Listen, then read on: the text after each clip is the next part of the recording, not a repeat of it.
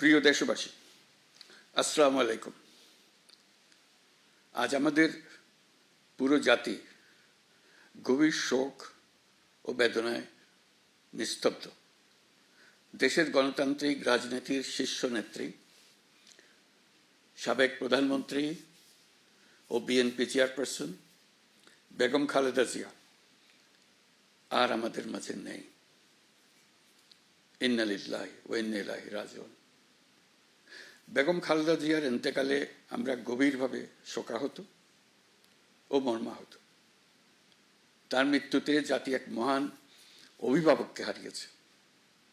এই গভীর শোকের মুহূর্তে আমি তার পরিবারের সদস্যবৃন্দ, রাজনৈতিক সহকর্মী এবং অগণিত কর্মী সমর্থকদের প্রতি সমগ্র জাতির পক্ষ থেকে আন্তরিক সমবেদনা জানাচ্ছি। মহান আল্লাহর কাছে আমার প্রার্থনা, তিনি যেন আমাদের সবাইকে এই গভীর শোক কাটিয়ে ওঠার শক্তি দান করেন। বেগম খালেদা জিয়া ছিলেন বাংলাদেশের রাজনীতিতে এক পরম মহিমান্বিত ব্যক্তিত্ব।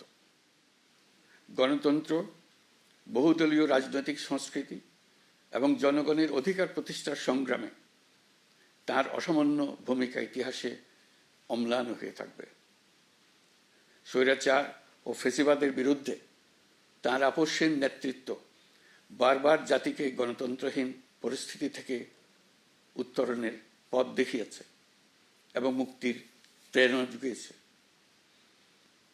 দেশ ও জাতির প্রতি তাঁর সমুজ্জ্বল অবদান জাতি চিরকাল শ্রদ্ধার সাথে স্মরণ করবে। তাঁর দীর্ঘ রাজনৈতিক যাত্রা, গণমুখী নেতৃত্ব এবং প্রিয় মাতৃভূমির স্বাধীনতা ও সার্বভৌমত্বকে সমুন্নত রাখতে তাঁর অবিচল ভূমিকা অবিস্মরণীয় হয়ে থাকবে। এমন একজন মহান দূরদর্শী ও নিখাদ দেশপ্রেমিক নেত্রীর শূন্যতা পূরণ হবার নয়। প্রিয় দেশবাসী, এই শোকাবহ মুহূর্তে আপনাদের প্রতি আমার উদাত্ত আহ্বান, আসুন আমরা সবাই যার যার অবস্থান থেকে মহান আল্লাহর দরবারে বেগম খালেদা জিয়ার বিদেহী আত্মার মাগফিরাত কামনা করি।